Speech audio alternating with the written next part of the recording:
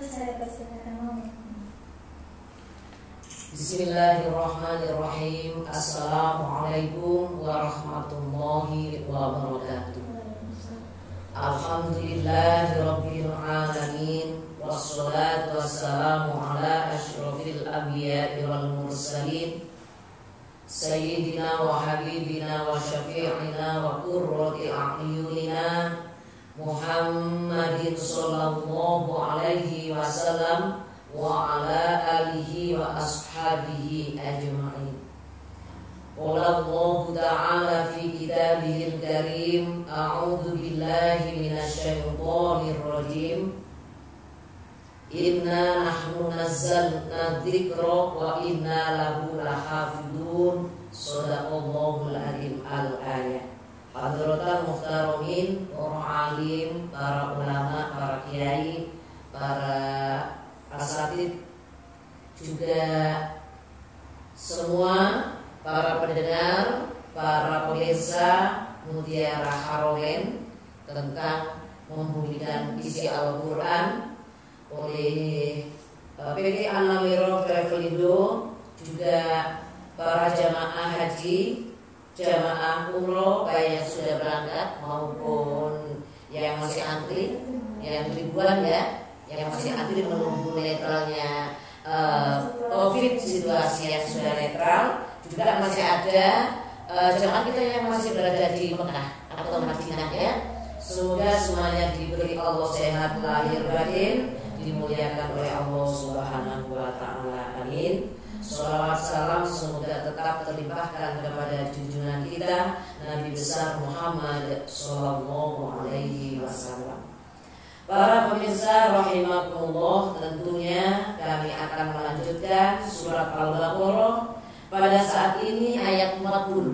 Insya Allah nanti akan kita bahas 44 atau bisa 45.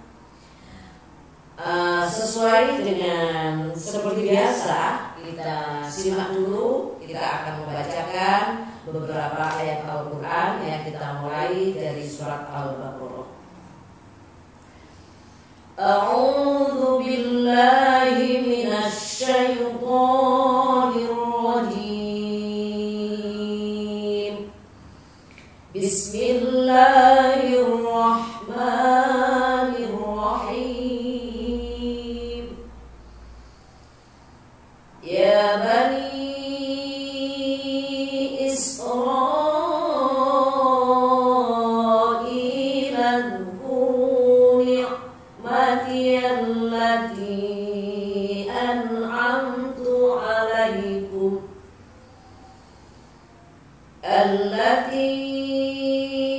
an'amtu alaikum wa awfu bi'ahdi ufi bi'ahdikum wa iyaya farhabun. Wa aminu bima anzaltu musaddiqan lima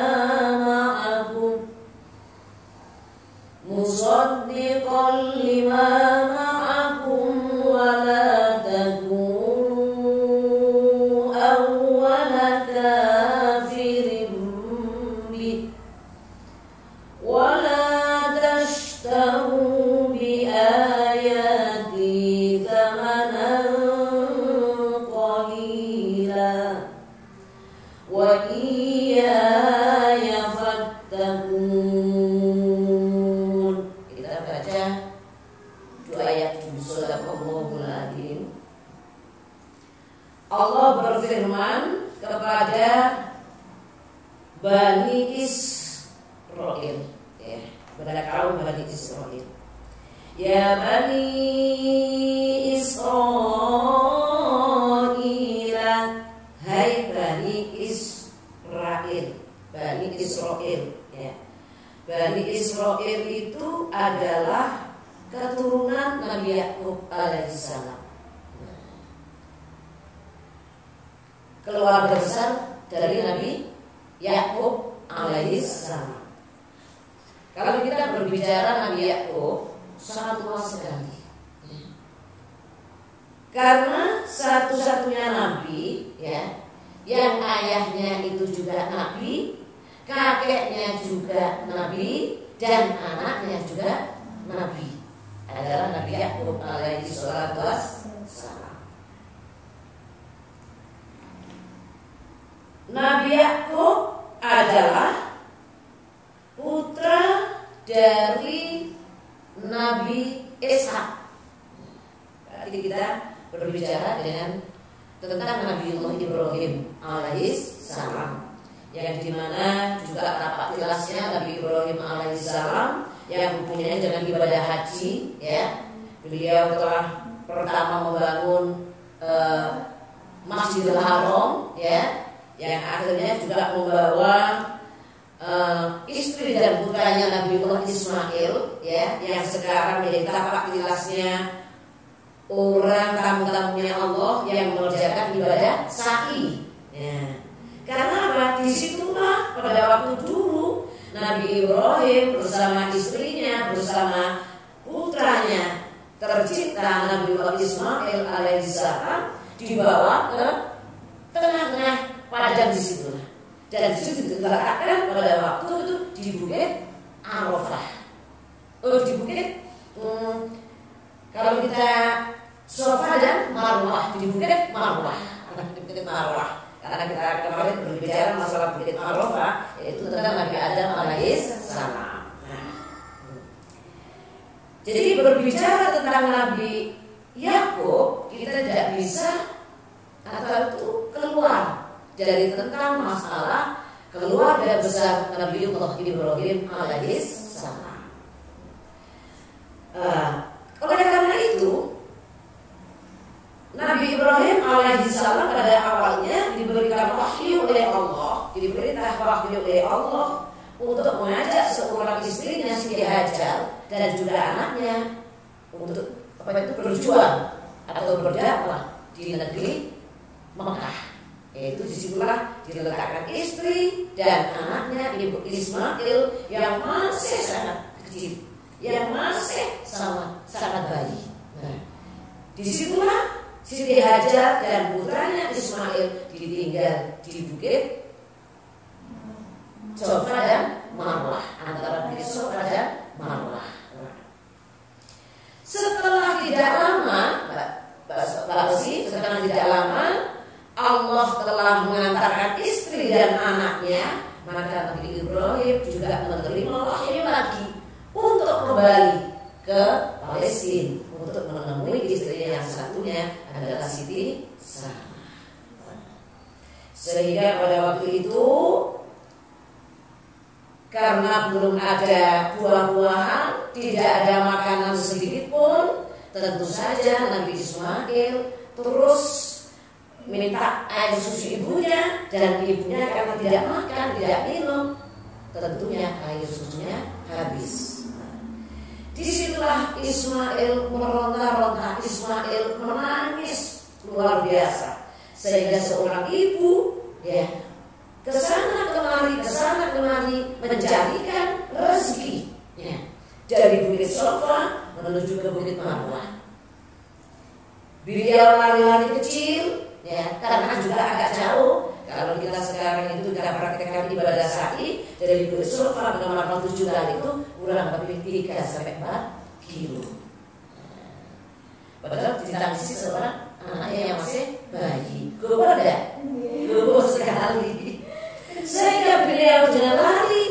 Ya kalau sudah payah lari jangan berjalan. Kemudian lari lagi. Jadi dari Bukit Safa ke Marwah, di situ belum ada ketemu rezeki. Beliau kembali lagi untuk melihat bayinya yang menangis itu. Dari Bukit Marwah ke Bukit Safa, belum ada rezeki. Dari Bukit Safa ke Bukit Marwah juga belum ada rezeki sampai 7 kali. Sehingga alhamdulillah tapak jelasnya pada saat ini semua tamu-tamu Allah mengerjakan sa'i dari Bukit Safa ke Bukit Marwah juga 7 kali. Alhamdulillah, disitulah Siti Hajar diberikan oleh Allah suatu rezeki yang luar biasa. Dengan apa itu ya, pancaran kakinya Nabiullah Ismail alaihissalam yang terus makin keras, akhirnya nipratlah air Zamzami yang sekarang menjadi air Zamzam. Seketika itu di situ karena ada air, di mana ada air mesti ada penduduk. Jadi dimanfaatkan oleh masyarakat sekitar situ ya, dan melebar sampai sekarang. Dengan singkat cerita, sampai sekarang air Zamzam telah dinikmati sedunia dan tidak akan habis. Masya Allah, luar biasa. Maka dari itu kita kembali lagi dengan Allah berfirman kepada Bani Israel bahwa Bani Israel adalah anak cucu Nabi Yakub alaihissalam. Ya Bani Israel, hai Bani Israel, maksudnya anak cucu Yakub. Allah memberikan peringatan. Ulquru ni'matallati an'amtu alaikum. Kepada Bani Israel, ingatlah akan nikmat karuniaku yang telah kuberikan kepada kalian. Maksudnya kepada nenek moyang Bani Israel. Berarti kepada siapa? Kepada Nabi Ibrahim, ya, kepada Nabi Ishak, ya, dan semua para nabi. Nikmat apa itu? Pada waktu itu banyak sekali yang diberikan oleh Allah, ya. Dalam suatu cerita sejarah Nabi Yakub alaihissalam. Pada waktu itu nenek moyang Nabi Yakub alaihissalam ya, sering kali diselamatkan dari kecaman Raja Fir'aun. Jadi diingatkan kepada Bani Israel. Jadi keturunan anak cucu terus sehingga yang sekarang menjadi bangsa Yahudi itu adalah Bani Israel. Pada waktu itu Allah mengingatkan kepada nenek moyang kalian berupa menyelamatkan kalian dari kerajaan Fir'aun, dari kejaran Fir'aun. Pada waktu itu sempat Allah memberikan bisa membelah lautan, ya, menaungkan awan, ya, dan lain-lainnya. Mensyukuri dengan cara apa mensyukuri?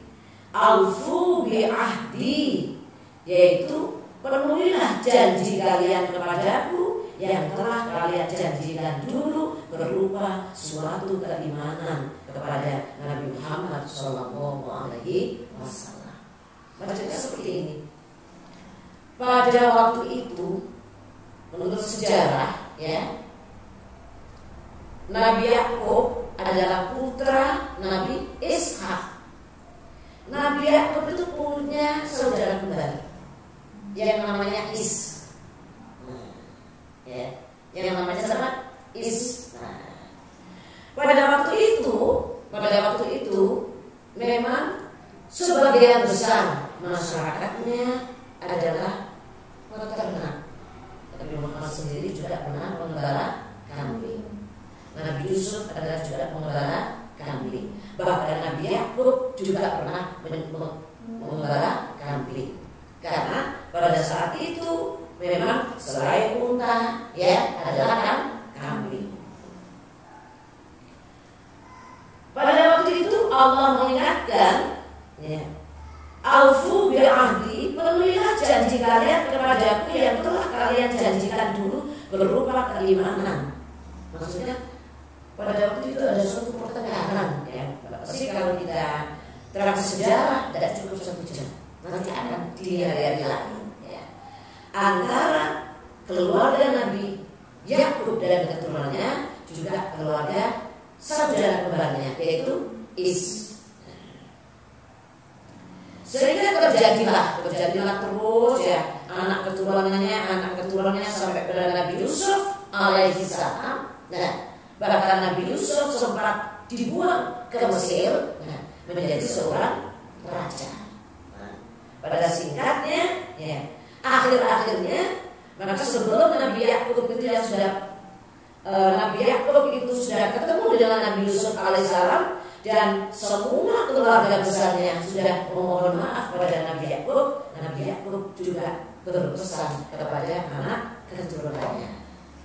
Apa pesan Nabi Yakub alaihissalam dalam suatu surat Al-Baqarah ayat 133, ya, diterangkan, A'udzu billahi minasyaitonir rajim.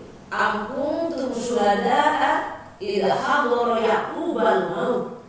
Idza qala li banihi ma ta'buduna min ba'di qalu na'budu ilahaka wa ilaha abaika Ibrahim wa Ismaila wa Ishaq wa ilahan wahida wa nahnu lahu muslimun.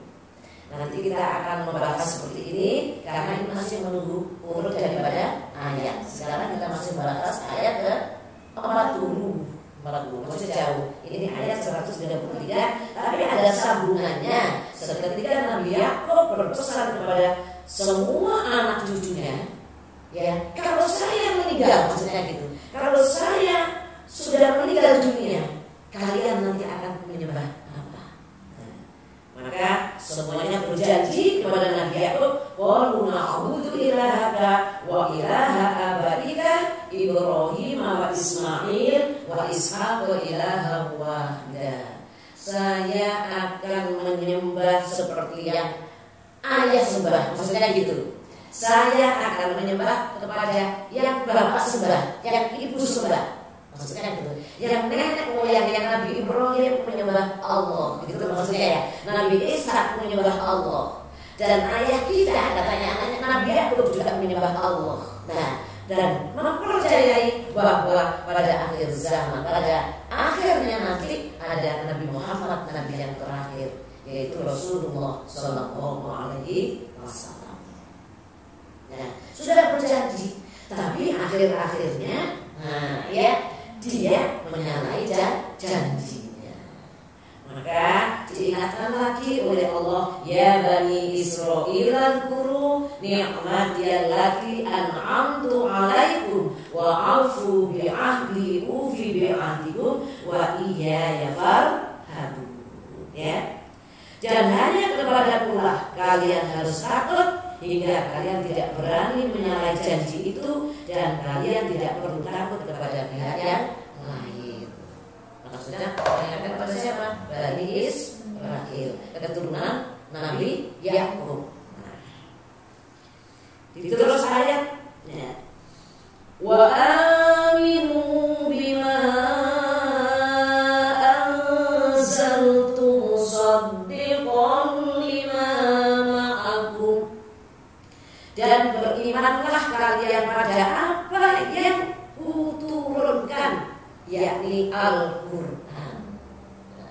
Dipesan oleh Allah, karena Al-Quran diturunkan sebagai petunjuk kehidupan manusia sampai akhir zaman. La raiba fi, tidak ada keraguan di dalamnya. Apabila kita percaya, kita mempelajari, kita menganut tata cara yang ada di dalam Al-Quran, insya Allah bahagia dunia akhirat, dan kehidupan kita tidak akan tersesat. Jadi dikatakan lagi, musaddiqan lima ma'akum, yang membenarkan apa yang ada beserta kalian, yaitu kitab Taurat. Berupa kesamaan dalam ketahuan kenabian Nabi Muhammad Sallallahu Alaihi Wasallam. Bahkan juga kitab Injil, bahkan juga kitab Zabur. Karena ketiga kitab itu semuanya sudah disempurnakan setelah kitab Zabur diturunkan kepada Nabi Daud alaihissalam dan untuk seluruh nabi umatnya. Kemudian kitab Taurat diturunkan kepada Nabi Isa alaihissalam dan kepada seluruh umatnya. Kitab Injil diturunkan kepada Nabi Isa alaihissalam dan seluruh umatnya. seluruhnya disempurnakan di dalam kitab Al-Qur'an. Inilah musaddiqul lima ma'akum, yang membenarkan apa yang ada beserta kalian, yaitu kitab Taurat. Nah, karena jelas dalam kitab Taurat itu ada kesamaan dalam ketauhidan dan Nabi Muhammad SAW. Jadi apa itu ajaran kitab Taurat Mbak Osi juga sama. Semua asyhadu an la ilaha illallah Isa Rasulullah. Jadi di dalam ajaran itu tidak ada yang mengatakan, ya, istilahnya Isa anak Allah, tidak ada. Kita kembali lagi, qul huwallahu ahad, Allahus samad, lam yalid wa lam yulad wa lam yakul lahu kufuwan ahad. Bahwa Allah tidak diperanakan dan Allah tidak beranak. Jadi Allah Maha Esa, Wallahu ahad. Di dalam kitab Taurat juga dijelaskan. Di dalam kitab Taurat juga dijelaskan bahwa Allah Maha Esa, tidak beranak dan tidak diperanakkan. Sehingga semua permohonan, semua kita bergantung kepada Allah Subhanahu wa Ta'ala. Musaddiqul lima ma'akum, yang membenarkan apa yang ada beserta kalian, yaitu kitab Taurat berupa kesamaan dalam ketauhidan kenabian Nabi Muhammad SAW. Yang sekarang kitab Taurat sudah dirangkum jadi satu, menjadi Al-Qur'an. Wala takunu awwala kafirin bih, dan janganlah kalian menjadi orang yang pertama kafir kepadanya, yakni dari golongan ahlul kitab, karena orang-orang yang di belakang itu hanya akan mengikuti sikap dan tindakan kalian, sehingga dosa kekafiran mereka akan terpikul di atas pundak kalian. Karena sudah kita Taurat, kita Zabur, kita Injil dan Al-Quran, jangan dirubah-rubah, karena itu sudah musaddiqul lima ma'akum Al-Quran. La riba fi, tidak ada keraguan. Tapi masih ada jadi orang yang tidak percaya bi ayatina, dengan ayat-ayat Allah, suka merubah Al-Quran. Jadi dirubah, akhirnya tidak percaya dengan Al-Quran. Wala tashtaru, dan janganlah kalian jual. Ini kita hati-hati, ya. Janganlah kalian tukar. Ini jangan dirubah-rubah, ditukar-tukar. Maksudnya seperti itu, ya. Yang ini dirubah jadi ini, jangan. Dikatakan ahli kitab, orang-orang Yahudi suka merubah, Biayati, ayat-ayatku yang terdapat dalam kitab suci kalian tentang sifat-sifat dan ciri-ciri Nabi Muhammad SAW, samanan qalila, dengan harga yang rendah, dengan pengganti yang rendah, nilainya berupa harta dunia. Karena dia takut, ya, dia akan merubah apa itu tidak cocok dengan apa dia sendiri, ya. Padahal Al-Quran sudah musaddiqul lima ma'akum, sudah la raiba fi. Jangan kau jual, jangan kau tukar, ya, walaupun sedikit, ya, demi keuntungan terdapat dengan harta benda. Wa iya fattaqun, dan hanya kepadakulah kalian harus bertakwa. Maksudnya harus takut dalam hal itu dan bukan kepada selainmu. Berarti jangan engkau menjadi orang yang musyrik. Kembali lagi, ya. Makanya semoga kita menjadi tetap orang takwa, ya. Jadi orang yang mukmin, jadi orang muslim. sedikit, jangan memperjualkan ya, jangan menukar ya, yang sehingga mempercayai ya selain Allah, menjadi musyrik. Sudah berkali-kali bahwa diingatkan oleh Allah Subhanahu wa taala, innallaha la yughayyiru ma biqaumin, innallaha la yaghfiru an yushraka bihi wa yaghfiru ma duna dzalika liman yasha. Allah tidak akan memberikan maaf, memberikan ampun terhadap orang-orang dosa-dosanya orang musyrik. Wa yaghfiru ma duna dzalika liman yasha, dan Allah masih memberikan pengampunan dosa sebesar apapun asalkan dia mau beristighfar, dia mau minta mohon maaf kepada Allah, tapi dosa itu bukan dosa musyrik. Insyaallah, oke. Kita teruskan pada ayat ke-42. Wala talbisul haqqa bil batili wa taktumul haqqa wa antum ta'lamun. Wala talbisu, dan janganlah kalian campur aduk al haqqo, barang yang hak yang telah diturunkan kepada kalian.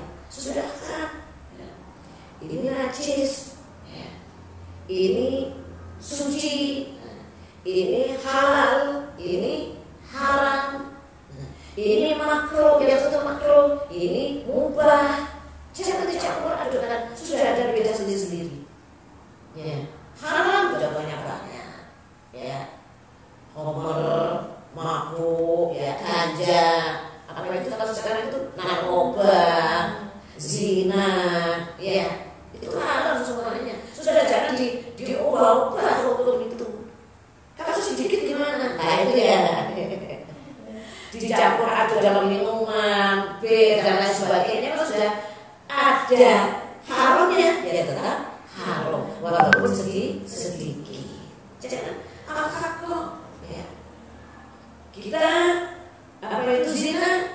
Sudah diingatkan, wala taqrabu zina.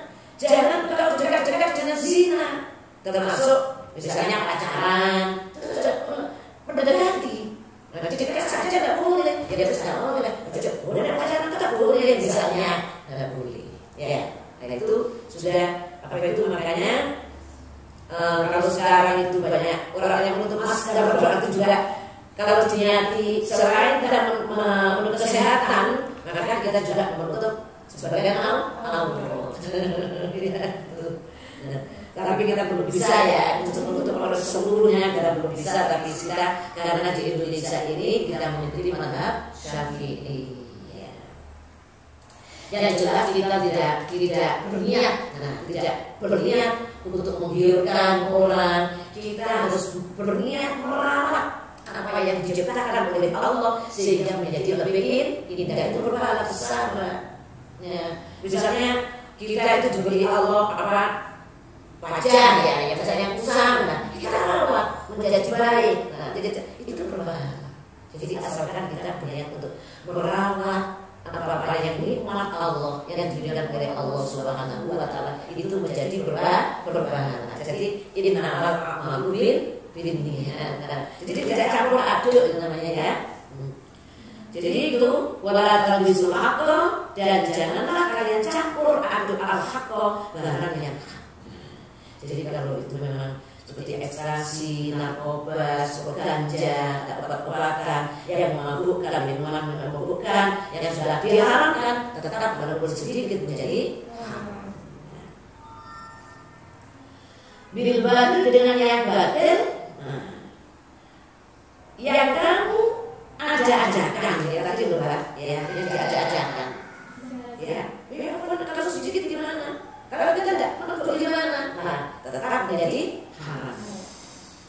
Wa taktumul haqqo, dan jangan pula kalian sembunyikan yang hak itu berupa sifat-sifat ya, ilmu-ilmu ya, wa antum ta'lamun, dan ciri-ciri apa yang semua diterangkan Nabi Muhammad SAW, sedangkan kalian mengetahui bahwa itu adalah hak. Maksudnya seperti ini, ya. Tidak boleh kita mencampur adukan, tidak boleh kita menyimpan yang hak.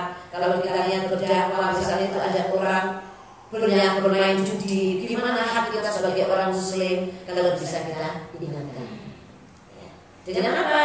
Dengan kita dekati, ya, dengan kita bil hikmah wal mau'izah hasanah, dengan cara yang halus. Kita ingatkan, tidak bisa dengan lisan, kita ingatkan dengan suatu tenaga, ya. Dengan cara apa? Itu namanya. Makanya ada ulil haqqo walau kana murra. Ingatkan yang hak itu, sampaikan yang hak itu walaupun itu terasa pahit. Kalau saya ingatkan nanti marah, misalnya ya, maka ada cara-caranya, ada trik-triknya kita berdakwah. Nah, jadi berdakwah di dalam Islam tidak boleh dengan cara kasar, ya, apalagi dengan cara pembunuhan. Tidak ada itu ajarannya, dan itu sudah ditentang waktu Allah menjadikan manusia yang sudah dihambatkan kepada malaikat, dan malaikat sudah dialog. Apakah manusia itu tidak terjadi pembunuhan? Nah, karena manusia itu juga mempunyai sifat yang tergoda oleh setan. Untuk dilain, jadi jangan kita campur adukkan, jangan kita sembunyi-sembunyikan. Kalau itu memang hak, ada teman ya sampai ditawani. Jangan kalian itu sebenarnya malu itu teman saya rakyat itu namanya, tidak boleh. Tetap kita tolak dengan cara yang baik. Maaf, agama saya melarang yang seperti itu. Jadi itu yang dimaksud wala talbisul haqqo bil batili wa taqtul haqqo wa antum ta'lamun. Sedangkan kalian mengetahui, maksudnya itu sudah diajarkan dalam kitab Al-Quran, maksudnya gitu ya. Itu sudah diterangkan bahwa itu najis, bahwa itu haram, bahwa itu mubah, bahwa itu makruh, dan bahwa itu wajib. Kalau sudah wajib harus dikerjakan.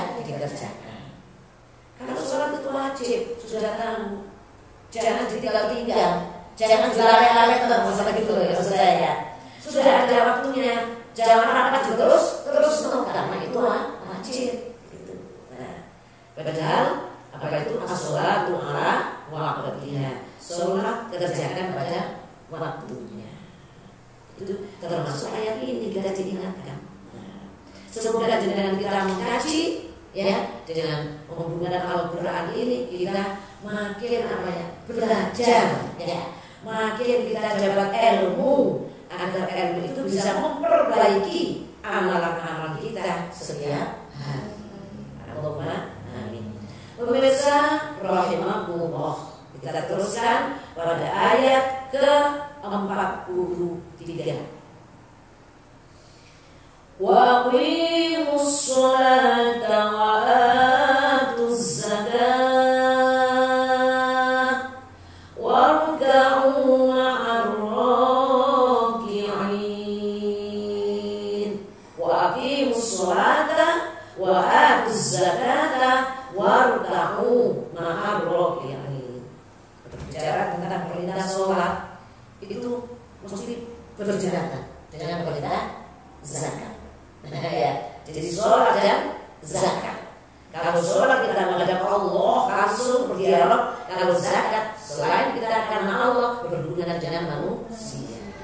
Jadi hablum minallah wa hablum minannas, tidak bisa lepas. Hubungan dengan Allah dan hubungan dengan manusia. Kita hubungannya dengan Allah baik. Misalnya sholat wajib tepat waktu, ya khusus, ya sholat jamaah.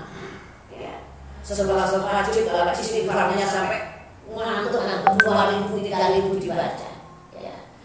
Subhanallah dibaca berkali-kali. Kemudian puasanya Senin Kamis, Ramadan Senin Kamis tidak pernah absen, ya. Sholat tahajudnya setiap malam. Tapi zakatnya kan dalam bentuk. Namanya apa? Kalau orang Indonesia itu pergi atau meleki. Padahal dia sudah dikaruniai harta yang banyak, ya, sehat dan lain sebagainya. Nah, seakan-akan dia diberi Allah rezeki banyak, kaya itu dari sholatnya. Itu loh, karena saya sholatnya khusyuk misalnya. Itu loh, karena saya puasa Senin Kamis. Itu loh, karena sholat tahajud saya diberi kaya oleh Allah. Tapi di situ, di harta itu ada sebagian fakir dan miskin, ada sebagian orang-orang yang berhak menerimanya. Itu namanya orang egois. Ya, jadi seakan-akan kekayaan itu yang dari diri tidak datang dari Allah, atau juga ngerti kalau itu datang dari Allah, tapi tidak mau menginfakkan, tidak mau membagi, tidak paham kalau Allah memberi banyak itu sebagian harus dikeluarkan, dibagi-bagi. Makanya di sini wa aqimus shalah wa atuz zakat. Jadi kalau hubungan kita dengan Allah itu sudah baik, sudah bagus, sudah erat sekali dengan Allah, tapi jangan lepas hubungan kita dengan sesama manusia. Wa atuz zakat, mengeluarkan zakat.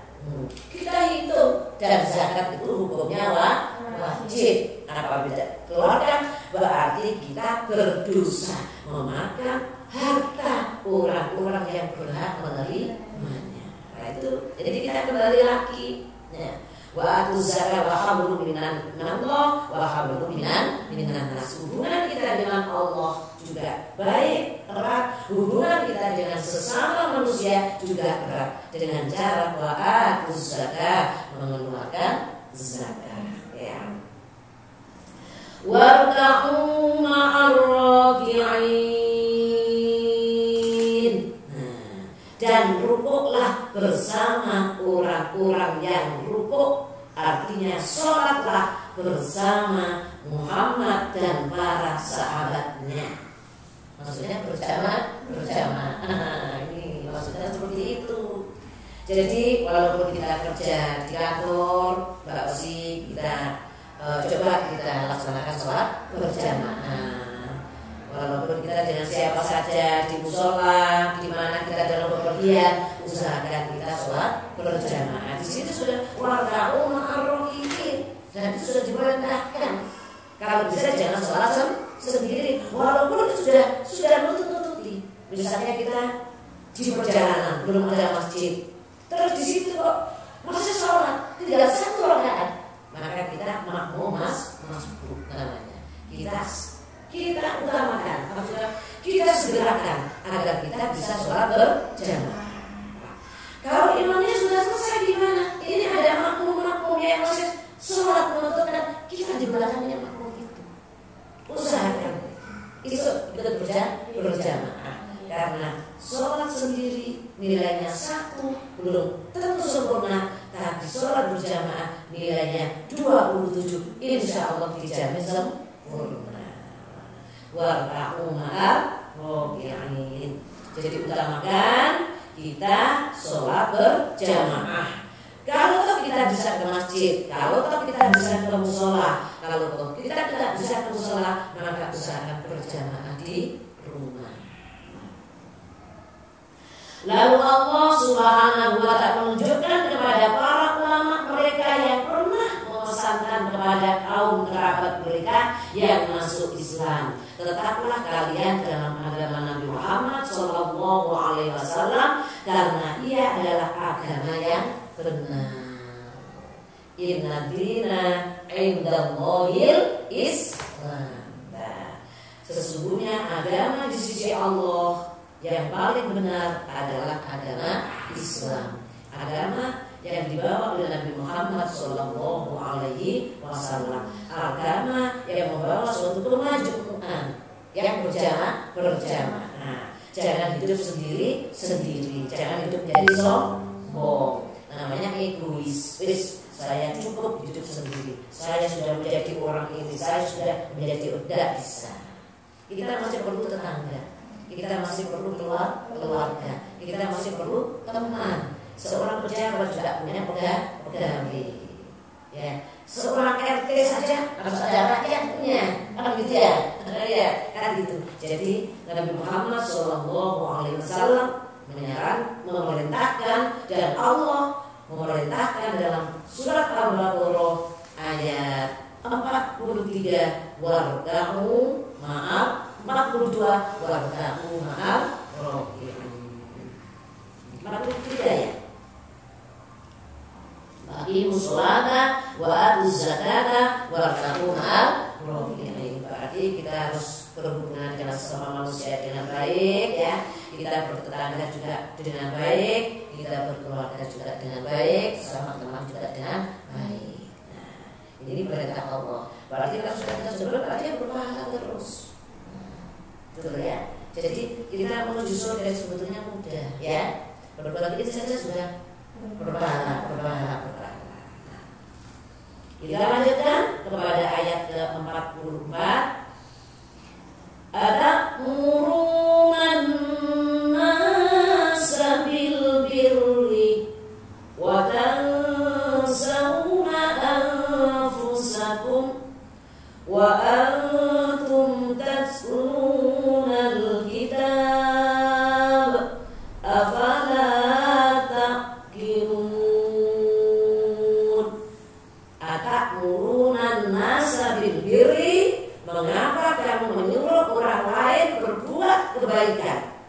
Nah, ini yaitu beriman pada Rasulullah Nabi Muhammad Sallallahu Alaihi Wasallam, wa tansawna anfusakum, sedangkan kamu melupakan dirimu sendiri hingga kamu mengabaikannya dan tak mau beriman kepadanya. Nah, untuk bilangin, ada sebagian orang itu loh, Mbak ya.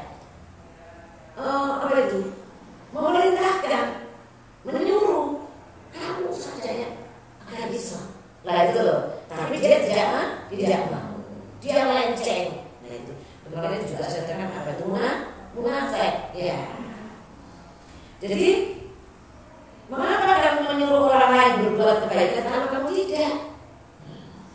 Orang yang menyuruh kebaikan tapi tidak bisa menerapkan kebaikannya, itu dosanya 2 kali lipat.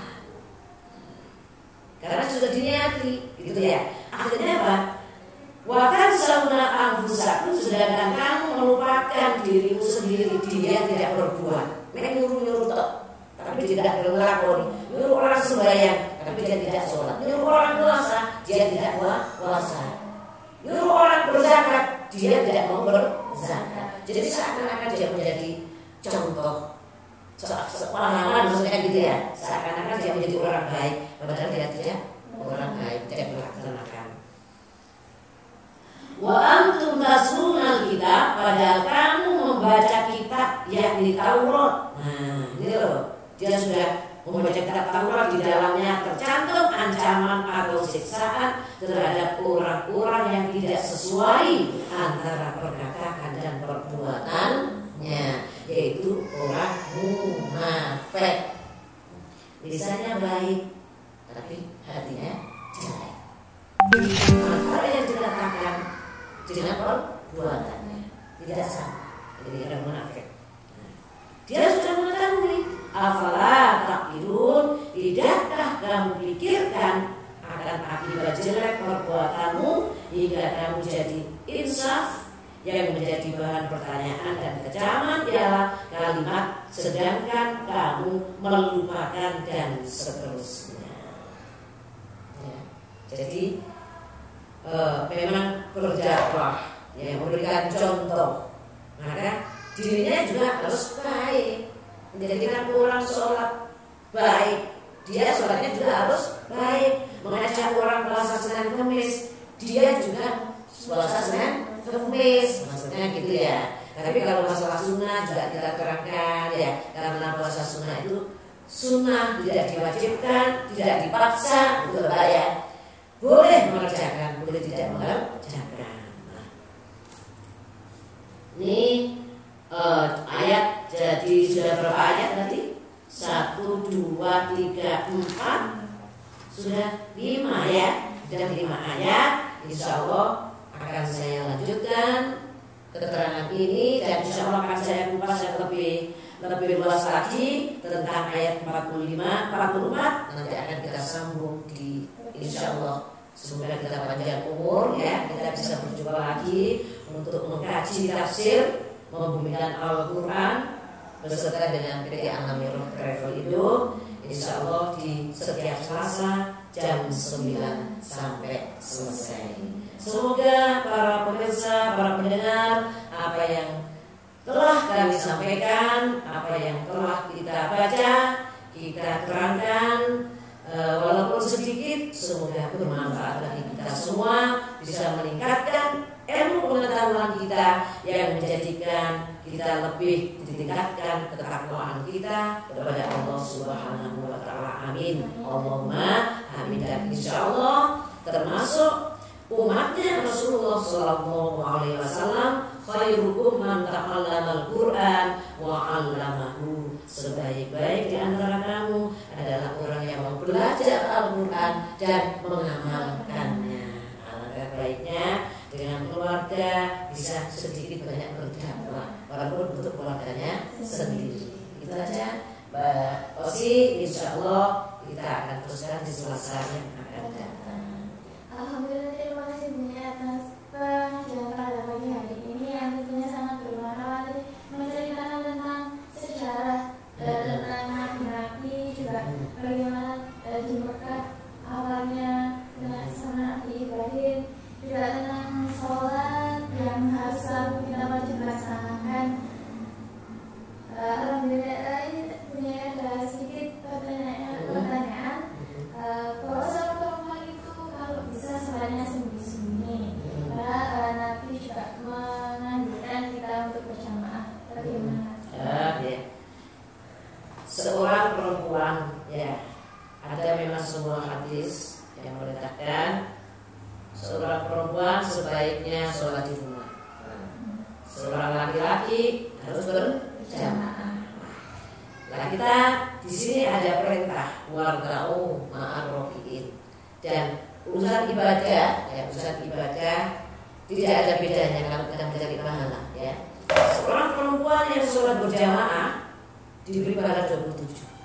Laki-laki yang sholat berjamaah juga diberi 27. Nah, asalkan kita berjamaah bisa menjaga hadir, ya, maka kita harus bisa menjaga dari apa itu auratnya, kita bisa menjaga tentang tidak membuat dosa, ya.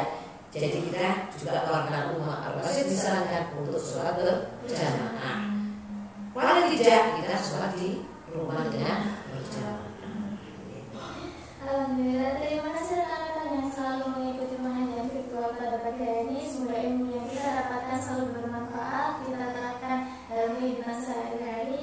Dan jangan lupa untuk selalu mengikuti acara Water yang ada di pengaji Toko Zamzami. Dan insya Allah sekarang sudah hampir sudah ribuan, ya, ribuan yang sudah mengkonsumsi, sudah merasakan, karena air Jawhar Water ini di samping menyegarkan, menyehatkan dan mengandung doa dari para jamaah pengajian, dari anak-anak yatim yang setiap bulan kita bisa berdoa bersama dengan anak yatim. Monggo dipersilakan ikut ibu-ibu mengikuti pengajian di minggu keempat di pondok pesantren kami, yaitu pondok pesantren teknologi Al-Hidayah di Wonodadi, Purworejo. Monggo dipersilakan dengan berdoa bersama anak yatim, ya. Terima kasih pemirsa, kita akan sambung di minggu selanjutnya. Terima kasih. Wassalamualaikum warahmatullahi wabarakatuh. Waalaikumsalam warahmatullahi wabarakatuh.